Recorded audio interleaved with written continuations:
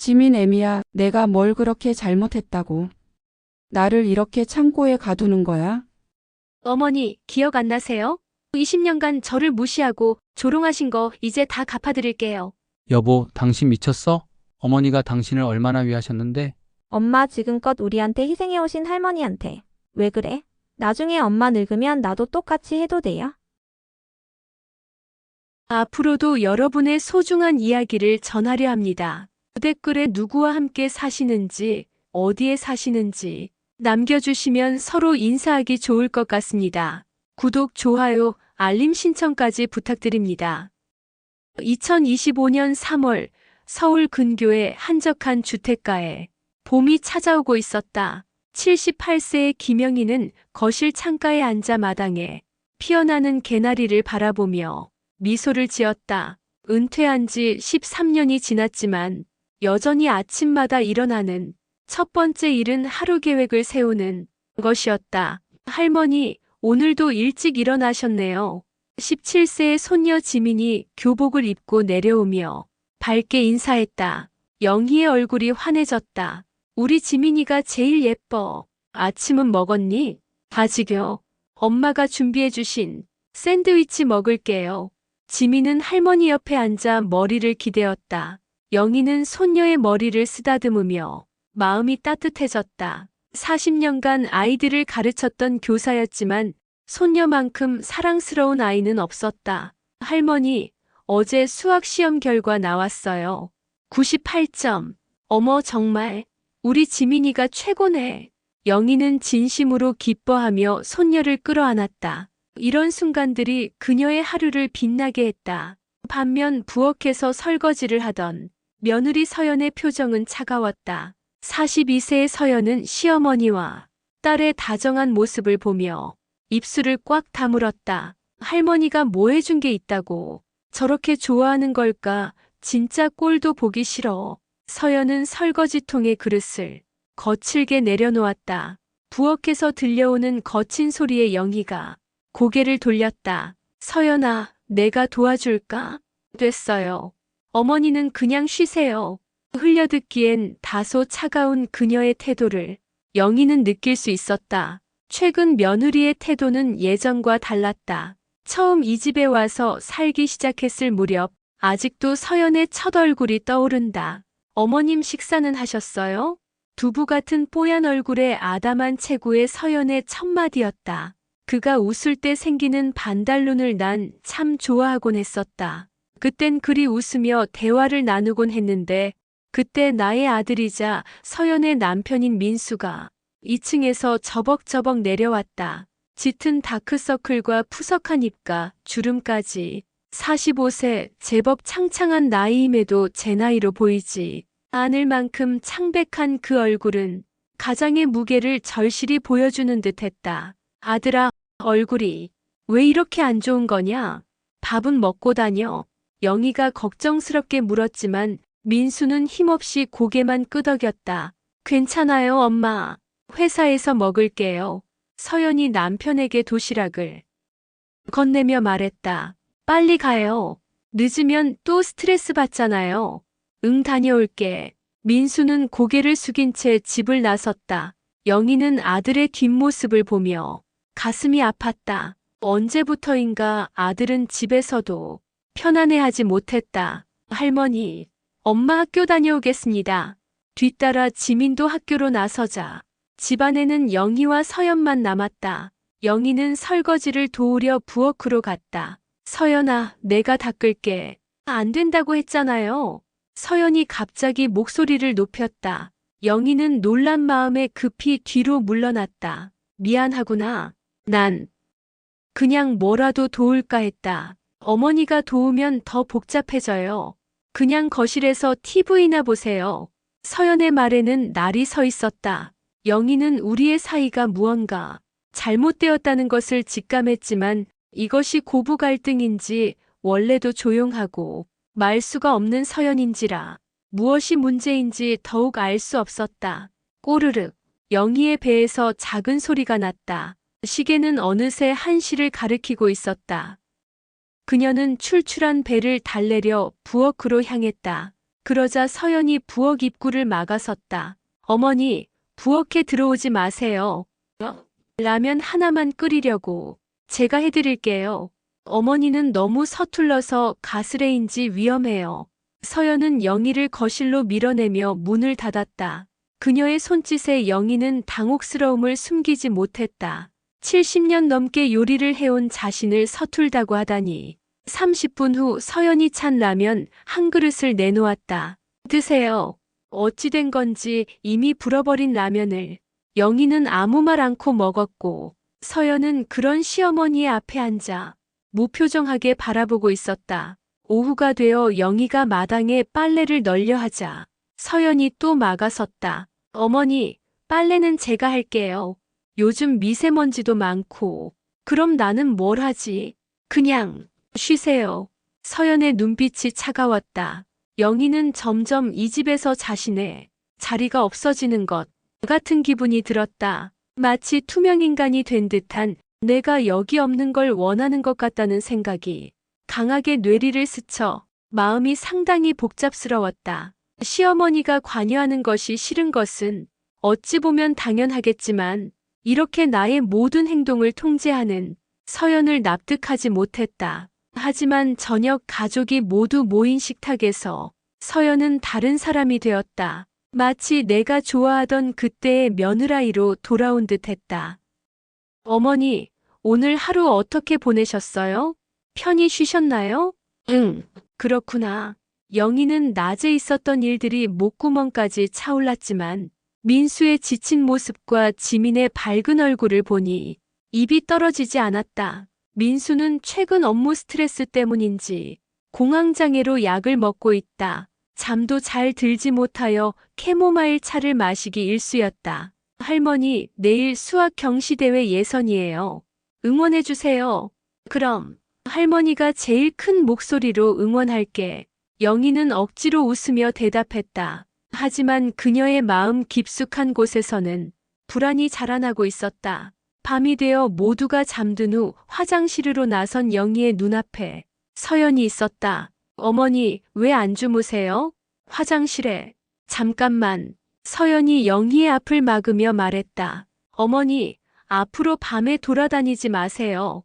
넘어지면 위험해요. 하지만 화장실은 참으세요. 아니면 기저귀를 차시든지. 서연의 말에 영희는 충격을 받았다. 기저귀라니. 자신이 아직 그럴 나이가 아닌데. 서연아, 나는 아직 이제 쓸모없는 존재 정도가 아니라 버리고 싶은 인간이 된 건가. 영희는 자존심이 상하고 화가 났다. 지민이가 공부하는데 소음 내지 마세요. 서연의 한마디로 겨우 잠들었을 아들과 지민의 방 안에서 새어나오는 불빛에 영희는 입술을 붙였다. 서연은 못된 말로 쏘아붙이고는 자신의 방으로 들어가 버렸다. 영희는 복도에 홀로 서서 어찌할 바를 몰랐다. 비참함에 몸이 떨리는 듯했다. 다음 날 아침 영희가 일어나 거실로 나오려 할 때 서연이 창고 앞에서 기다리고 있었다. 어머니, 여기 들어가 계세요. 여기가 어디야? 창고이요. 오늘 집 청소를 할 건데 어머니가 돌아다니시면 방해돼요. 영희는 좁고 어두운 창고를 보며 고개를 저었다. 여기는 너무 좁아서 잠깐만이에요. 1시간 정도만. 서연은 영희를 밀어넣고 문을 닫았다. 딸깍 자물쇠가 잠기는 소리가 들렸다. 서연아, 여기서 나가고 싶어. 영희가 문을 두드렸지만 대답이 없었다. 창고는 창문도 없어 어둡고 세제와 청소도구들 사이에서 그녀는 숨이 막혔다. 1시간이 아니라 4시간 후에야 문이 열렸다. 영희는 다리가 저려 제대로 서기도 힘들었다. 어머니, 이제 나오세요. 서연은 아무렇지도 않은 듯 말했다. 서연아, 너무 오래. 앞으로 집을 어지럽히지 마세요. 그럼 이런 일 없을 거예요. 서연의 눈빛이 차갑게 영희를 관통했다.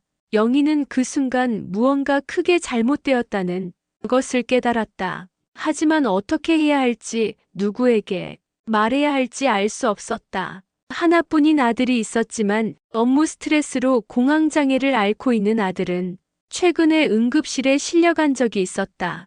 극심한 불안과 공포로 가슴이 터질 듯한 고통을 호소하는 민수를 보고 있던 영희는 차라리 내가 대신 아들의 고통을 가져왔으면 하고 속으로 울었다.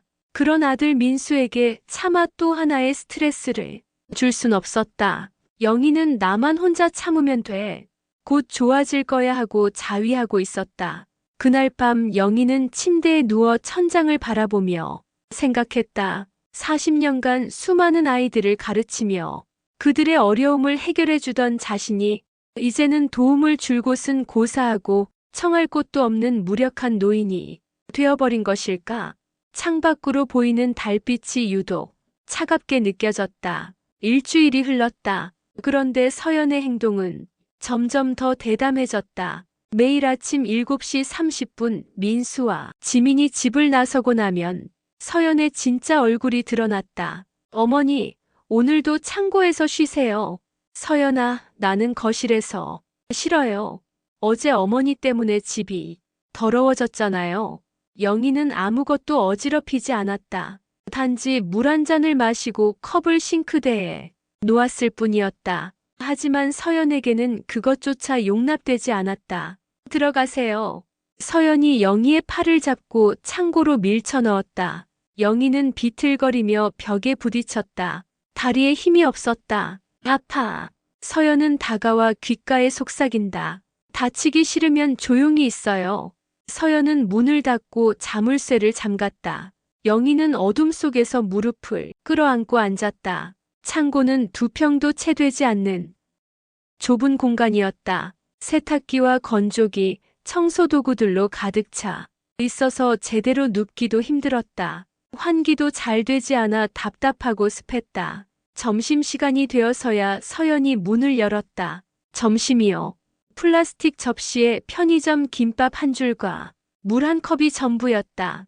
영희는 배가 고팠지만 김밥을 먹기 힘들었다. 목이 막히는 것 같았다. 다 드셨어요? 그럼 들어가세요. 서연아, 잠깐만 밖에. 안 돼요. 서연은 영희를 다시 창고에 밀어 넣었다. 오후 6시가 되어서야 문이 열렸다. 나오세요. 민수 곧 와요. 영희는 비틀거리며 밖으로 나왔다. 온몸이 뻐근하고 어지러웠다. 어머니, 거실에서 TV 보고 계세요. 민수가 물어보면 하루 종일 편히 쉬었다고 하세요. 서연의 목소리에는 협박이 섞여 있었다. 민수가 돌아왔을 때 서연은 다시 다른 사람이 되었다. 여보, 어머니 오늘 하루 종일 TV 보시면서 편히 쉬셨어요. 그래? 엄마 몸은 괜찮으세요? 민수가 어머니를 걱정스럽게 바라봤다. 영희는 아들의 얼굴을 보니 눈물이 날 것 같았다. 하지만 아들의 공황장애가 심해지는 것을 보면서 더 이상 걱정을 끼치고 싶지 않았다. 응, 괜찮다. 넌 회사에서 힘들지? 아니요, 괜찮아요. 민수의 대답은 힘없었다. 영희는 아들이 자신의 문제로 스트레스 받는 것을 원하지 않았다. 지민이 학교에서 돌아왔을 때도 서연은 완벽한 연기를 했다. 지민아, 할머니께 인사드려. 할머니, 오늘 경시대회 예선 통과했어요. 지민이 밝게 웃으며 할머니를 안았다. 영희는 손녀의 따뜻함에 위안을 받았다. 정말 우리 지민이가 최고야. 하지만 영희의 목소리에는 평소의 활기가 없었다. 지민은 그것을 눈치챘지만 할머니가 나이가 들어서 그런가 보다 생각했다. 저녁 식사 시간 영희는 거의 먹지 못했다. 하루 종일 김밥 한 줄만 먹은 탓에 속이 아프고 메스꺼렸다. 어머니, 입맛이 없으세요? 서연이 가짜 걱정을 표현했다. 조금 그렇구나. 나이가 드시니까 그러시나 봐요. 걱정 마세요. 제가 잘 챙겨드릴게요. 영희는 서연의 온정 담긴 말투와 상반된 차가운 눈빛을 보곤 소름이 끼쳤다. 아무것도 모르는 민수는 아내의 말을 믿는 듯했다. 그로부터 이런 일상이 한 달간 계속되었다. 매일 아침부터 저녁까지 창고에 갇혀 지내면서 영희의 몸과 정신은 점점 무너져 갔다. 체중이 5kg이나 빠졌고 밤에는 갇혀서 영영 나오지 못하는 악몽을 꾸곤 했다. 관절은 항상 아팠고 우울감이 깊어져만 갔다. 신선한 바람을 쐬고 싶었다. 가장 고통스러운 것은 정신적인 고립이었다. 40년간 아이들과 소통하며 살아온 그녀에게 하루 종일 아무와도 대화하지 못하는 것은 견디기 힘든 형벌이었다. 어둠 속에서 영희는 과거를 회상했다. 민수가 5살이었을 때 처음 자전거를 타려다 넘어져서 무릎이 까졌던 날. 그때 자신은 아들을 안고 괜찮다, 엄마가 있으니까 괜찮아라며 위로해 주었다. 지민이 태어나고 처음 할머니라고 불러주던 그 옹알대던 달콤한 목소리, 함께 공원을 산책하며 꽃 이름을 가르쳐주던 평화로운 오후들, 그 소중했던 기억들이 이제는 더욱 간절하게 느껴졌다. 영희는 조용히 눈물을 흘렸다. 언제까지 이렇게 살아야 할까? 누가 나를 도와줄까? 하지만 창고의 어둠은 그녀의 외침에 답해주지 않았다. 오직 세탁기의 낮은 웅웅거리는 소리만이 그녀의 유일한 벗이었다. 그날 밤 지민이 할머니 방을 지나가다 문득 멈춰섰다. 문틈 사이로 할머니의 작은 흐느낌 소리가 들렸기 때문이다. 할머니 우시는 거야? 지민은 문을 두드리려다 멈췄다. 혹시 할머니가 민망해 하실까봐. 할머니가 우실 분이 아닌데 왜 우시지? 지민의 마음 한구석에서는 무언가 이상하다는 걱정이 들기 시작했다. 어느새 5월 봄이 깊어가고 잎사귀가 푸릇푸릇 올라오는 계절이었다. 하지만 영희는 낮과 밤도 계절의 변화도 느낄 수 없었다. 어둠 속에서 보내는 시간이 점점 길어지고 있었기 때문이다. 지민은 요즘 할머니가 예전 같지 않다는 것을 느끼고 있었다. 할머니는 점점 말수가 줄어들고 얼굴도 많이 야위었다. 할머니, 요즘 어디 아프세요? 어느 저녁 지민이 걱정스럽게 물었다. 아니야, 괜찮아. 영희의 대답은 힘이 없었다. 지민은 할머니의 손을 잡았다. 예전보다 훨씬 차갑고 야윈 손이었다. 할머니 손이 너무 차가워요. 혹시 지민아, 할머니는 괜찮다고 했잖아. 서연이 날카롭게 끼어들었다. 어르신들은 원래 그런 거야. 신경 쓰지 마. 지민은 엄마의 말에 고개를 끄덕였지만 마음 한구석에서는 여전히 의심이 도사리고 있었다. 그러던 어느 날 지민에게 기회가 왔다. 오후 1시 지민은 학교에서 조기 하교했다. 학교의 정전으로 수업을 할 수 없었기 때문이었다. 학부모 알림장에 공지가 갔겠지만 서연은 마트에 장을 보러 간 뒤였다. 집에 도착해서 현관문을 열었을 때 집안이 이상하게 조용했다. 엄마, 할머니, 아무도 대답하지 않았다. 지민은 집안을 둘러봤다. 거실에도 할머니 방에도 아무도 없었다. 이상하네. 할머니는 어디 가셨을까? 지민은 집안을 더 자세히 살펴봤다. 그때 창고문에 걸린 자물쇠를 발견했다. 이게 뭐지? 창고에 자물쇠가 걸려있는 것은 처음 봤다. 지민은 귀를 문에 대고 들어봤다. 기침, 기침. 희미하지만 분명히 기침 소리가 들렸다. 지민의 심장이 빨리 뛰기 시작했다. 할머니? 지민이 작은 목소리로 불렀다. 지민아? 안에서 할머니의 목소리가 들렸다. 지민은 충격을 받았다. 할머니, 왜 거기 계세요? 지민아, 엄마한테 말하면 안 돼. 알겠지? 영희의 목소리는 떨리고 있었다. 지민은 상황을 이해할 수 없었다. 할머니가 왜 창고에 갇혀 있는 거지? 할머니, 제가 문을 열어드릴게요. 안 돼. 지민아, 엄마 올 시간이야. 빨리 가서 숙제해. 그때 현관문이 열리는 소리가 들렸다. 지민아, 왔니? 서연의 목소리였다. 지민은 재빨리 창고에서 떨어져 나왔다. 네, 엄마. 일찍 끝나서 왔어요. 그래. 할머니는 방에서 주무시고 있으니까 깨우지 마. 서연은 자연스럽게 거짓말을 했다. 사실 조급히 달려온 그녀였다. 지민은 그런 엄마를 바라보며 혼란스러웠다. 할머니는 분명히 창고에 있었는데 엄마, 할머니가... 서연의 눈빛이 날카로워졌다. 아니에요. 숙제하러 올라갈게요. 지민은 방으로 올라가면서 머릿속이 복잡했다. 할머니가 왜 창고에 갇혀 있었을까? 엄마는 왜 거짓말을 하는 걸까? 그날 저녁 할머니가 식탁에 나타났을 때 지민은 할머니의 얼굴을 유심히 봤다. 할머니는 평소보다 창백하고 지쳐 보였다. 할머니, 오늘 하루 어떻게 보내셨어요?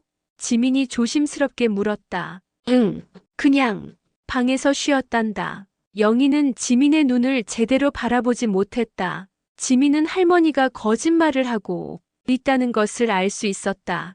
밤에 지민은 잠이 오지 않았다. 계속해서 오늘 있었던 일들이 머릿속을 맴돌았다. 할머니가 창고에 갇혀 있었어. 그런데 엄마는 할머니가 방에서 쉰다고 했어. 이상해. 뭔가 잘못된 거야. 지민은 결심했다. 내일 다시 확인해 보기로. 다음 날 지민은 일부러 체육 시간을 틈타 집으로 달려왔다. 이번에는 더 조심스럽게 집에 들어갔다. 역시 창고 문에는 자물쇠가 걸려 있었다. 지민은 문에 귀를 대고 들어봤다. 할머니? 지민아, 너 또 왔니? 할머니, 정말 거기 계시는 거예요? 응. 하지만 엄마한테는 절대 말하면 안 된다. 지민의 가슴이 아팠다. 할머니가 정말로 갇혀 있는 것이 확실했다. 하지만 왜? 엄마가 왜 할머니를 가두는 거지? 할머니, 배고프세요? 물은 드셨어요? 지민아, 엄마 올 시간이니까 빨리 가. 지민은 할머니 걱정에 마음이 아팠지만 어쩔 수 없이 방으로 올라갔다.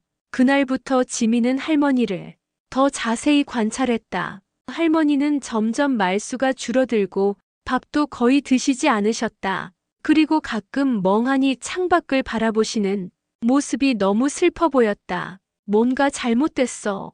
할머니한테 무슨 일이 일어나고 있는 거야? 지민은 확신했다. 그리고 무언가를 해야 한다고 생각했다. 하지만 문제는 엄마였다. 엄마를 어떻게 대해야 할지, 아빠에게는 말해야 하는지 모든 것이 혼란스러웠다. 그날 밤 지민은 침대에 누워 생각했다. 할머니는 자신을 그렇게 사랑해 주셨는데 이제 자신이 할머니를 도와드려야 할 때인 것 같았다. 내가 할머니를 구해야 해. 17세 소녀의 마음속에서 정의감이 불타오르기 시작했다. 지민의 계획은 신중했다. 엄마의 의심을 사지 않으면서도 할머니의 상황을 정확히 파악해야 했다. 다음 날 지민은 친구들에게 오늘 일찍 집에 간다고 말하고는 학교 근처에서 시간을 보냈다. 오후 1시쯤 집에 도착해서 조심스럽게 문을 열었다. 역시나 집은 조용했고 창고에는 자물쇠가 걸려 있었다.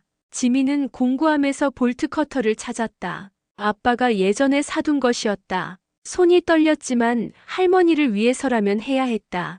딸깍, 자물쇠가 끊어지면서 문이 열렸다. 지민이 본 광경에 눈물이 쏟아졌다. 할머니는 바닥에 웅크리고 앉아 계셨다. 옷은 더럽고 얼굴은 창백했다.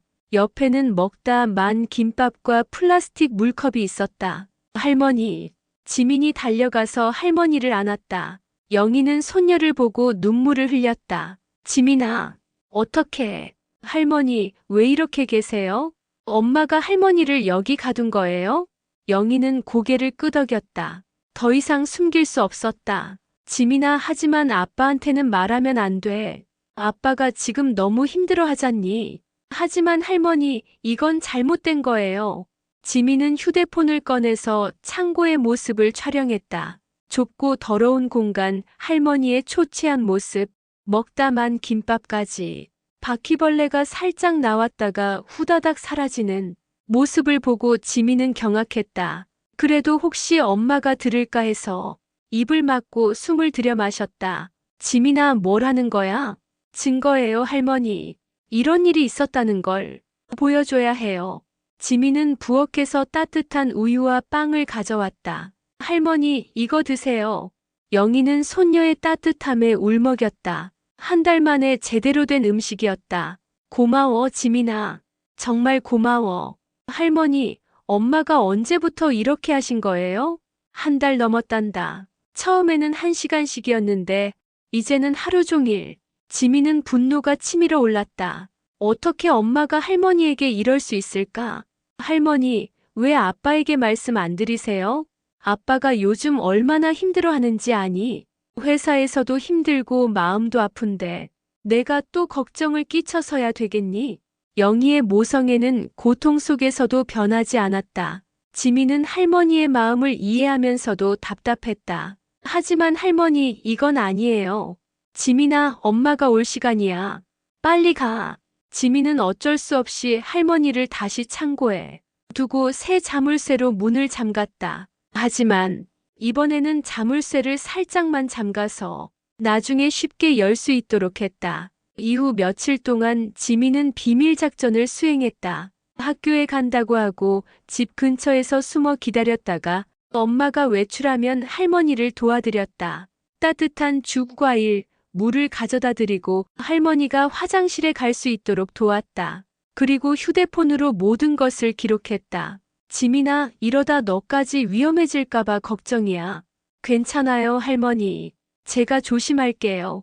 조심할게요의 대상이 엄마라는 게 지민의 마음을 아프게 했다. 지민은 인터넷으로 초소형 카메라를 사서 창고 구석에 설치했다. 할머니가 걱정돼서이기도 하지만 엄마의 악행을 입증할 증거가 더 필요해서이다. 그러던 어느 날 지민은 결정적인 장면을 포착했다. 엄마가 할머니에게 김밥 한 줄을 던지듯 주며 이것도 감지덕지한 줄 아세요라고 말하는 모습이었다. 지민은 그걸 본 순간에 온몸이 굳었다. 엄마의 잔인한 표정, 할머니의 굴욕적인 상황, 모든 것이 화면에 담겼다. 엄마, 자신이 그렇게 사랑했던 엄마가 어떻게 할머니에게 이럴 수 있을까? 하지만 동시에 분노도 느꼈다. 할머니는 엄마가 어려울 때 항상 도와주셨는데 이제 와서 이런 대우를 받아야 하는가? 지민은 친구 수빈에게 조심스럽게 상담했다. 수빈아, 만약에 가족 중 누군가가 다른 가족을 학대한다면 어떻게 해야 할까? 학대? 갑자기 왜 그런 얘기를 해? 그냥 궁금해서. 일단 증거를 모으고 신뢰할 만한 어른에게 말하거나 신고해야 하지 않을까? 특히 노인학대는 범죄잖아. 수빈의 말에 지민은 자신의 생각이 옳다는 확신을 얻었다. 며칠 후 지민은 더욱 충격적인 장면을 목격했다. 엄마가 할머니에게 소리치는 모습이었다. 어머니, 또 바닥에 물 떨어뜨렸죠? 몇 번 말해야 알아들어요? 미안해. 손이 떨려서. 변명하지 마세요. 이 집에서 지낼 거면 규칙을 지키세요. 서연이 영희의 어깨를 거칠게 밀었다. 영희는 벽에 등을 부딪히며 아하고 작은 신음을 흘렸다. 며칠 사이에 훨씬 몸이 가볍고 기운이 없는 걸 느끼는 영희였다. 지민은 계단 위에서 이 모든 장면을 휴대폰으로 녹화했다. 손이 떨려서 화면이 흔들렸지만 엄마의 폭력적인 행동은 선명하게 담겼다. 이제 충분해. 더 이상 견딜 수 없어. 지민은 결심했다. 할머니를 구하기 위해서는 엄마와 맞서야 한다는 것을. 비록 무서웠지만 할머니가 더 중요했다. 그날 밤 지민은 수집한 모든 증거를 정리했다. 사진, 동영상, 음성 녹음까지 할머니를 구하기 위한 작은 전쟁이 시작되려 하고 있었다. 6월 초 서연은 무언가 이상하다는 것을 느끼기 시작했다. 지민이 요즘 일찍 들어오는 날이 많네. 서연은 혼잣말처럼 중얼거렸다. 그리고 어느 날 학교에서 전화가 왔다. 안녕하세요, 지민이 어머니시죠? 지민이가 어제 오후 수업에 참석하지 않았는데 연락을 안 주셔서요. 서연의 얼굴이 굳었다. 어제 오후요? 지민이가 학교에 있었다고 했는데. 아니에요. 체육 시간부터 없었어요. 전화를 끊고 나서 서연은 분노가 치밀어 올랐다. 지민이 거짓말을 한 것이다. 그렇다면 그 시간에 집에 있었다는 뜻과 같았다. 쿵쿵쿵. 서연은 발을 세게 구르며 창고로 향했다. 자물쇠가 미묘하게 달라 보였다. 자세히 보니 서연이 달아둔 자물쇠가 아니었다. 새 자물쇠였다. 이 아이가 감히. 서연은 이를 갈았다. 지민이 자신의 비밀을 알고 있다는 것이 확실했다. 그날 저녁 서연은 지민을 불렀다. 지민아, 어제 학교에서 일찍 와서 뭐 했니? 어제요? 학교에서 늦게 왔는데요. 지민은 침착하게 대답했다. 하지만 서연은 이미 학교에서 확인했다. 학교에서 전화 왔어. 오후 수업에 없었다고. 지민의 얼굴이 살짝 굳었지만 금세 태연한 표정을 지었다. 아, 그날 친구가 아파서 보건실에 있었어요. 선생님이 못 보셨나 봐요. 정말? 네. 서연은 지민의 눈을 뚫어지게 바라봤다. 하지만 지민은 당당했다. 그날 밤 서연은 창고에 있는 영희를 거칠게 흔들어 깨웠다. 어머니, 서연아, 지민이가 여기 온 거 맞죠? 영희는 당황했다. 서연의 눈빛이 평소보다 더 무서웠다. 무슨 소리야? 거짓말하지 마세요. 자물쇠가 바뀌어 있었어요.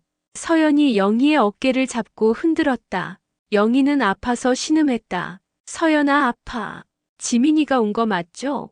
뭘 말했어요? 아무것도 안 했어. 거짓말. 서연은 영희를 벽에 밀어붙였다. 지민이한테 뭔가 말하면 어머니도 지민이도 더 큰일 날 줄 아세요. 알겠어요? 서연의 협박에 영희는 고개를 끄덕였다. 손녀까지 위험에 빠뜨릴 수는 없었다. 다음 날 오후 지민이 또다시 일찍 집에 왔다. 하지만 이번에는 서연이 기다리고 있었다. 지민아. 현관에서 엄마의 목소리가 들렸을 때 지민은 식은땀이 흘렀다. 엄마, 일찍 오셨네요. 너도 일찍 왔네. 수업은 일찍 끝났어요. 그래? 그럼 뭐 하려고 했니? 서연의 목소리에는 위협이 섞여 있었다. 지민은 엄마의 눈빛을 보며 긴장했다. 숙제요. 창고 쪽으로 가려던 것 같던데. 서연이 한 걸음 다가섰다. 지민은 뒤로 물러났다. 아니에요. 화장실 가려고 했어요. 정말? 그때 창고에서 기침 소리가 들렸다. 지민과 서연 모두 그 소리를 들었다. 서연의 얼굴이 일그러졌다. 지민아, 거실에 가서 앉아 있어. 엄마, 가라고. 서연이 큰 소리로 말했다. 지민은 어쩔 수 없이 거실로 갔다. 서연은 창고 문을 열고 들어갔다. 어머니, 지민이한테 뭐라고 했어요? 아무것도. 거짓말하지 마요. 자물쇠 바뀐 것도 모르는 줄 알아요? 서연이 영희의 팔을 비틀었다. 영희는 아파서 소리를 질렀다. 아! 서연의 폭행은 더해지고 이성을 잃은 듯 보였다. 거실에 있던 지민이 그 소리를 들었다. 더 이상 참을 수 없었다. 지민은 창고로 뛰어갔다. 엄마, 뭐 하는 거예요? 서연과 지민이 마주쳤다. 서연은 영희의 팔을 잡고 있었고 영희는 고통스러워하고 있었다. 지민아, 가서 공부해. 싫어요. 엄마가 할머니한테 뭘 하는 거예요? 이건 어른 일이야. 어른 일이라고 해서 할머니를 가두고 때려도 되는 거예요? 지민의 목소리가 떨렸지만 당당했다. 서연은 딸의 말에 당황했다. 뭐라고? 때린다는 게 뭐야? 다 봤어요. 할머니를 창고에 가두고 김밥만 주고 때리는 것까지. 지민이 휴대폰을 들어 올렸다. 그리고 이 모든 걸 다 녹화했어요. 서연의 얼굴이 창백해졌다. 지민아, 너 할머니를 학대한 증거를 다 모았어요. 엄마가 지금 당장 그만두지 않으면 이 영상을 모든 사람에게 보여줄 거예요. 지민의 목소리는 확고했다. 17세 소녀의 마음속에서 타오르는 정의감이 두려움을 이겼다. 서연은 딸을 바라보며 분노와 당황이 교차했다. 자신이 그토록 사랑하는 딸이 자신을 적으로 돌린 것이다. 지민아, 엄마가 할머니를 위해서 그런 거야. 할머니가 다치지 않게. 거짓말하지 마세요. 지민이 소리쳤다. 할머니를 가두고 굶기는 게 할머니를 위한 거예요? 엄마, 이건 범죄예요. 그 순간 영희는 손녀 뒤에 서서 눈물을 흘렸다. 17세 소녀가 자신을 위해 엄마와 맞서고 있는 모습이 고마우면서도 미안했다. 서연과 지민의 대립은 이제 돌이킬 수 없는 지점에 도달했다. 지민은 그날 밤 친구 수빈에게 전화했다. 수빈아, 나 너한테 중요한 부탁이 있어. 뭔데? 내일 너랑 함께 경찰서에 가자. 경찰서? 왜? 지민은 모든 것을 수빈에게 털어놓았다. 할머니의 감금, 학대, 자신이 모은 증거들까지. 지민아, 이게 진짜야? 응. 더 이상 혼자 할 수 없어. 할머니가 더 위험해지기 전에 신고해야 해. 지민이에게 이날 밤은 유난히도 길었다. 다음 날 오후 지민과 수빈은 관할 경찰서를 찾았다. 안녕하세요. 신고할 일이 있어요. 젊은 경찰관이 두 학생을 보며 친절하게 물었다. 어떤 일인데? 저희 할머니가 엄마한테 학대당하고 계세요. 지민은 떨리는 목소리로 말했다. 학대라니? 구체적으로 어떤 일이 일어나고 있니? 지민은 휴대폰을 꺼내서 녹화한 영상들을 보여줬다. 경찰관의 표정이 점점 심각해졌다. 이건 즉시 조치가 필요한 사안이네. 집 주소를 알려줄 수 있니? 1시간 후 2대의 경찰차가 지민의 집 앞에 도착했다. 서연은 갑작스러운 상황에 당황했다. 무슨 일이세요? 노인학대 신고가 접수되어서 왔습니다. 김영애 어르신이 계신가요? 노인학대? 무슨 말씀이세요? 서연은 당황한 척했지만 지민이 경찰 뒤에 서 있는 것을 보고 모든 것을 이해했다. 지민이 네, 제가 신고했어요. 지민은 당당하게 대답했다. 경찰들이 집안을 수색했을 때 창고에 참상이 드러났다. 좁은 공간, 더러운 이불, 플라스틱 그릇들, 그리고 그 안에서 떨고 있는 영희의 모습. 어르신 괜찮으세요? 경찰관이 영희를 부축해서 밖으로 나오게 했다. 영희는 1달 넘게 제대로 된 햇빛을 보지 못해서 눈을 제대로 뜰 수 없었다. 어르신, 언제부터 이런 일이 있었나요? 한 달 반 정도. 영희는 떨리는 목소리로 대답했다. 며느리가 저를 매일 아침부터 저녁까지 거기 가뒀어요. 김밥 하나랑 물만 주고. 영희의 고백에 경찰들의 얼굴이 굳었다. 서연은 필사적으로 변명했다. 오해예요. 저는 어머니를 보호하려고 그런 거였어요. 어머니가 자꾸 넘어지고 다치셔서 보호하려고 감금을 했다는 말씀인가요? 그게 아니라. 그리고 이 영상들은 어떻게 설명하시겠어요? 경찰관이 지민의 휴대폰 화면을 서연에게 보여줬다. 서연이 영희를 밀치고 소리 지르고 거칠게 다루는 모습들이 선명하게 담겨 있었다. 서연의 얼굴이 창백해졌다. 그때 민수가 회사에서 급히 돌아왔다. 무슨 일이에요? 지민이가 전화해서. 민수는 집 앞에 선 경찰차들과 어머니의 초췌한 모습을 보고 충격을 받았다. 엄마, 왜 이렇게 야위셨어요? 민수야. 영희는 아들을 보고 눈물을 흘렸다. 모든 것을 숨기고 아들을 보호하려 했지만 이제는 더 이상 숨길 수 없었다. 아들아, 미안해. 엄마가 너한테 걱정 끼치기 싫어서 참았는데. 민수는 상황을 이해하기까지 시간이 걸렸다. 엄마가, 서연이가, 민수 씨, 부인이 어머니를 창고에 감금하고 학대한 정황이 확인됩니다. 경찰관의 설명을 들으면서 민수의 얼굴이 점점 굳어갔다. 서연아, 이게 정말이야? 민수가 아내를 바라봤다. 분노와 배신감이 교차했다. 여보, 내가 정말 어머니를 보호하려고 가뒀다고. 민수의 목소리가 떨렸다. 여보, 내가 시집와서 그동안 어머니가 나를 얼마나 무시하고 조롱하고 막대했는지 알아? 어머니가 20년 동안 너를 싫어했다고 하는 거야? 그래서 이런 짓을 한 거야? 20년간 저를 무시하고 구박한 건 어머니잖아요. 서연이 반발했다. 그렇다고 해서 어머니를 가두고 굶길 수 있어? 서연아, 넌 미쳤어. 저는 미치지 않았어요. 당한 만큼 돌려준 것뿐이에요. 당한 만큼이라고. 어머니가 너한테 뭘 그렇게 잘못했다고. 민수의 목소리가 높아졌다. 어머니는 말이 좀 서툴 뿐이야. 기억해. 당신이 부모 없는 고아여서 결혼식도 홀로 준비해야 할 너를 위해 어머니는 혼수 준비에 결혼 비용에 모든 걸 다 부담하셨고 당신 마음 불편할 것 같아 당신한테 생색 한 번 안 내셨던 분인데 그런데 너는 그런 분을 가뒀잖아. 이게 사람이 할 짓이야? 서툴다고요? 20년간 저를 집안 식모 취급하신 게 서툰 거예요? 우리가 결혼할 때 어머니가 저한테 뭐라고 했는지 기억해요? 서연의 목소리에 쌓인 분노가 터져나왔다. 우리 집에 시집 온 이상 앞으로 더 조신하게 살아야 한다. 라고 하셨잖아요.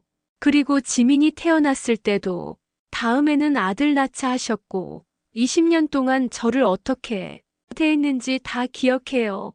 서연이 목소리를 높였다. TV 드라마 여자 배우 보고 참 쟤는 이쁘다 하면서 저 이쁘다는 말은 한 번도 안 하시고 제가 해준 음식에는 맛있다는 칭찬 한 번 안 하시고 내가 얼마나 힘들었는데요.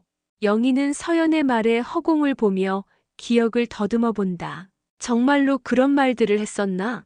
서연아, 너를 아프게 할 그럴 의도가 아니었어. 의도가 아니었다고요? 20년간 저를 무시하고 깔본 것도 의도가 아니었어요? 서연의 분노가 폭발했다. 당한 만큼 갚아주려고 했을 뿐이에요. 어머니가 저한테 한 것처럼 이제야 드디어 제가 어머니를 무시하고 괴롭힐 차례였다고요. 서연아, 정말 미안해. 내가 그렇게 했다면 이제라도 사과하마.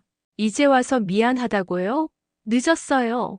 내가 이 집 주인이에요. 어머니는 이제 저한테 잘 보여야 살아계실 수 있는 거예요. 지민이 끼어들었다. 엄마, 그래도 이건 아니에요. 서연이 딸을 바라봤다. 지민아, 넌 몰라. 엄마가 얼마나 알고 있어요. 지민이 용기를 내어 말했다. 엄마, 그럼 나중에 제가 결혼하고 나서 엄마가 할머니 돼서 늙고 힘없으면 저도 엄마를 구박해도 되는 거예요? 저도 지하실이나 골방에 어머니 가두면 되는 거예요? 서연은 딸의 말에 할 말을 잃었다. 지민아, 그게 아니야. 그럼 뭐예요? 엄마가 할머니한테 한 일이 옳다는 거예요? 아니면 틀렸다는 거예요? 지민의 질문이 서연의 가슴을 찔렀다. 자신이 그토록 사랑하는 딸이 자신을 그런 식으로 바라볼 수 있다는 것이 충격이었다. 지민아, 엄마는 서연은 변명을 찾으려 했지만 딸의 똑똑하고 날카로운 눈빛 앞에서 아무 말도 할 수 없었다. 서연 씨, 불법 감금 및 노인학대 혐의로 체포합니다. 경찰관이 수갑을 꺼냈다. 서연은 마지막까지 저항했다. 지민아, 엄마를 이렇게 보내면 안 돼. 엄마가 너를 얼마나 사랑하는데 너도 왜 항상 할머니만 좋아하니? 할머니가 해준 게 도대체 뭐가 있는데? 지민은 엄마를 보며 눈물을 흘렸다. 사랑하는 엄마였지만 할머니를 학대한 것은 용서할 수 없었다. 엄마, 미안해요. 하지만 이건 잘못된 거예요. 사랑한다면서 다른 사람을 괴롭히는 건 진짜 사랑이 아니에요. 서연이 경찰차에 태워지기 직전 지민이 마지막으로 물었다. 엄마, 제가 하나만 물어볼게요. 서연이 고개를 돌렸다. 나 초등학교쯤 엄마가 다리골절로 며칠을 거동 못할 때 누가 죽이며 밥이며 입에 넣어드렸어요? 중학교 때 엄마 허리디스크로 병원 입원하셨을 때 누가 열흘 가까이 밤새 보조의자에 쪽잠 자며 간병 수발하셨어요? 할머니예요. 밤새 힘드셨을 텐데도 할머니 인상 한번 안 쓰시고 웃으셨어요. 지민아, 그게 아니야. 친정 애미가 없으니 내가 네 애미다라며 할머니가 다 하셨던 거 기억이나 해요? 지민의 눈에 눈물이 고였다. 지민은 며칠 동안 소가리를 해서인지 폭풍 오열을 했다. 세상에서 제일 사랑하는 엄마와 할머니 사이에 말도 안 되는 사건. 더군다나 내가 알고 있는 엄마인가 싶을 정도로 무서운 엄마의 모습이 싫었다. 서연은 할 말을 잃었다. 서연은 그래도 이 말은 하고 싶었다. 지민아, 엄마는 너를 사랑해. 더 이상 변명을 찾지 못한 서연의 변명이었다. 저도 엄마를 사랑해요. 하지만 제가 엄마를 사랑한다고 해서 엄마가 다른 사람을 괴롭히는 것까지 사랑할 순 없어요. 지민의 말이 서연의 가슴을 찔렀다. 서연은 딸의 말에 무너졌다. 자신이 그토록 아끼는 딸이 지금은 가장 무서웠다. 딸의 말이 다 맞았기 때문이다. 지민아, 엄마가 틀렸어. 엄마가. 하지만 이미 늦었다. 경찰차 문이 닫히고 서연은 끌려갔다. 지민은 그 자리에 서서 눈물을 흘렸다. 엄마를 사랑하지만 할머니를 위해서는 이렇게 해야만 했다. 민수는 어머니를 안고 눈물을 흘렸다. 엄마, 미안해요. 내가 몰라서. 내가 더 관심을 가졌어야 하는데. 아니야, 민수야. 내 잘못이 아니야. 영희는 아들을 위로했다. 하지만 민수의 죄책감은 쉽게 사라지지 않을 것 같았다. 그날 밤 영희는 오랜만에 편한 잠을 잤다. 비록 몸은 아팠지만 마음만은 조금 편안해졌다. 진실이 밝혀졌고 더 이상 숨지 않아도 되었으니까. 일주일 후 영희는 병원에 입원해 있었다. 의사는 심각한 영양실조와 우울증 진단을 내렸다. 6주간의 부적절한 식사와 감금으로 인해 몸과 마음 모두 큰 상처를 입었던 것이다. 할머니, 오늘 기분은 어떠세요? 심리상담사 이 선생이 따뜻하게 물었다. 조금 나아진 것 같아요. 영희의 목소리에는 예전의 활기가 조금씩 돌아오고 있었다. 힘든 시간이었겠지만 이제는 안전해요. 가족들도 어르신을 지키려고 노력하고 있고요. 민수는 매일 병원에 왔다. 회사에 병가를 내고 어머니 돌봄에만 집중했다. 엄마, 오늘은 어떠세요? 밥맛은 있으시고. 응, 많이 나아졌어. 민수는 어머니의 손을 잡고 있었다. 그 손이 얼마나 차갑고 야윈지를 이제야 제대로 느꼈다. 엄마, 정말 미안해요. 내가 더 잘 챙겼어야 했는데 내가 힘든 것만 생각하느라. 민수가 차마 말을 끝맺지 못하고 흐느꼈다. 아니야, 민수야. 내 잘못이 아니야. 서연이가 너무 교묘했어. 영희는 아들을 위로했다. 하지만 민수의 죄책감은 깊었다. 엄마, 앞으로는 제가 더 잘할게요. 서연이 재판 끝나면 우리 셋이서 다시 시작해요. 지민도 매일 학교가 끝나면 병원에 왔다. 할머니, 오늘 수학시험 100점 받았어요. 정말 우리 지민이 최고야. 영희는 손녀를 보며 웃었다. 지민이 자신을 구해준 용감한 아이라는 것이 자랑스러웠다. 지민아, 할머니를 구해줘서 정말 고마워. 내가 아니었다면. 영희는 말을 잇지 못했다. 생각해보니 끔찍했다. 지역사회복지관에서 나왔습니다. 안녕하세요. 퇴원하신 후에도 저희가 정기적으로 방문해서 안부를 확인하고 필요한 도움을 드릴 예정이에요. 그럴 필요까지야. 아니에요. 이런 일이 다시는 일어나지 않도록 하는 것이 저희의 역할이거든요. 지금부터가 중요해요. 2주 후 영희는 퇴원했다. 집으로 돌아가는 길에 지민이 할머니의 손을 잡았다. 할머니, 이제 정말 안전하죠? 고마워, 지민아. 내가 아니었다면 할머니는 정말 힘들었을 게야. 그나저나 우리 강아지, 엄마랑 같이 못 살아도 괜찮아? 영희는 자신을 구해준 지민이 고마웠지만 내내 지민이 마음에 걸렸다. 지민에게는 사랑하는 엄마였을 것이고 꼭 필요한 존재였을 것이기 때문이다. 또 이 어린아이가 얼마나 충격을 받았을지. 나보다 살 날이 훨씬 더 많은 아이에게 이런 일을 겪게 하다니. 내 죄가 크다. 솔직히 마냥 괜찮지만은 않아요. 갑자기 부모님이 한 명이 된 것도 그렇고 할머니한테는 미안하지만 보고 싶기도 하고요. 그치만 할머니가 제 옆에서 엄마 역할 해주실 거잖아요. 그치? 지민은 서연을 닮은 반달눈으로 영희에게 웃음 보였다. 엄마가 없는 건 아쉽지만 엄마가 벌을 안 받기를 원하지는 않아요. 벌을 받고 충분히 뉘우치고 와서 할머니한테 사과했으면 좋겠어요. 저한테도요. 그래야 용서할 수 있을 것 같아요. 영희의 생각보다 지민은 씩씩했다. 지민은 영희가 교직에서 본 아이들보다 울림을 주었다. 집에 도착했을 때 민수는 창고를 완전히 정리해둔 상태였다. 그곳에는 이제 운동기구와 책상이 놓여 있었다. 엄마, 이제 이 방은 엄마의 취미실이에요. 책도 읽으시고 그림도 그리시고. 민수가 어머니에게 새로운 공간을 보여드렸다. 영희는 아들의 배려에 눈물이 났다. 저녁 식탁에서는 오랜만에 진정한 가족의 시간이 흘렀다. 할머니, 내일 학교에서 가족 소개하는 시간이 있어요. 할머니 자랑 많이 할게요. 어머, 뭘 자랑할 게 있다고. 할머니는 40년간 선생님이셨고 저를 세상에서 제일 사랑해 주시고 그리고 정말 용감한 분이세요. 지민의 말에 영희는 고개를 갸웃했다. 내가 용감하다고? 네. 그 어려운 상황에서도 견디시고 저를 걱정해 주시고 가족을 지키려는 용기. 정말 대단한 할머니예요. 민수도 고개를 끄덕였다. 엄마 정말 죄송했어요. 앞으로는 제가 엄마를 잘 지킬게요. 그날 밤 영희는 오랜만에 깊은 잠에 들었다. 악몽도 없었고 중간에 깨지도 않았다. 침실 창문으로 들어오는 달빛은 더 이상 차갑지 않았다.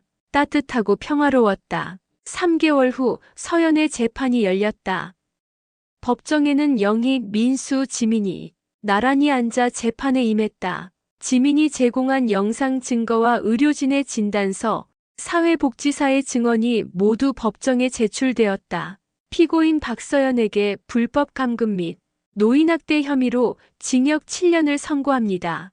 판사의 선고가 떨어졌을 때 영희는 며느리에 대한 분노와 동시에 안타까움이 들며 복잡한 감정이 들었다. 서연은 법정에서 끌려나가면서도 지민을 바라보고 지민아, 엄마가 너를 사랑한다는 건 진짜야 라고 외쳤다. 지민은 눈물을 흘리며 고개를 돌렸다. 엄마를 사랑하지만 용서할 수는 없어. 법정을 나서면서 민수가 말했다. 엄마, 이제 정말 끝난 거예요. 우리 다시 시작해요. 집으로 돌아가는 길에 세 사람은 공원에 들렀다. 예전에 영희와 지민이 자주 산책하던 곳이었다. 할머니, 기억나세요? 여기서 저한테 꽃 이름 가르쳐 주신 거.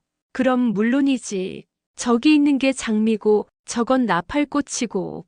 영희의 목소리에 활기가 돌아왔다. 지민은 할머니의 팔을 끼고 천천히 걸었다. 할머니, 대학 합격하면 할머니 곁에 계속 있을게요. 우리 강아지, 넌 내 길을 가야지. 제 길은 할머니와 함께하는 거예요. 엄마, 지민아, 아빠. 저 멀리서 민수가 영희와 지민을 향해 달려왔다. 저 선형기업에 붙었어요.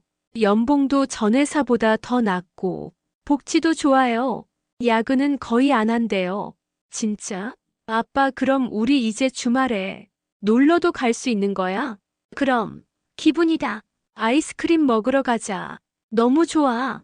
엄마, 제가 이제 시간 여유가 많아졌어요. 함께 보낼 시간이 많아졌다는 뜻이에요. 고맙다, 아들아. 다행이야. 영희는 진심으로 행복했다. 드디어 진짜 가족인 것 같았다. 동네에서는 영희의 일이 알려지면서 노인학대 예방에 대한 관심이 높아졌다. 이웃들이 모임을 만들어 서로의 안부를 더 자주 확인하기로 했다. 우리 이번 영희 할머니 일로 우리 모두 깨달은 게 많아요. 앞으로는 더 관심을 가지고 서로를 챙겨요. 그래요. 혼자 견디지 말고 도움을 요청하는 것도 중요하고요.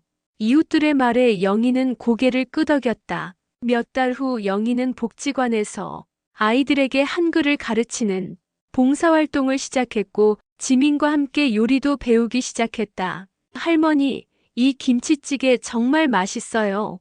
그래. 오늘 지민이가 도와줘서 더 맛있는 것 같아.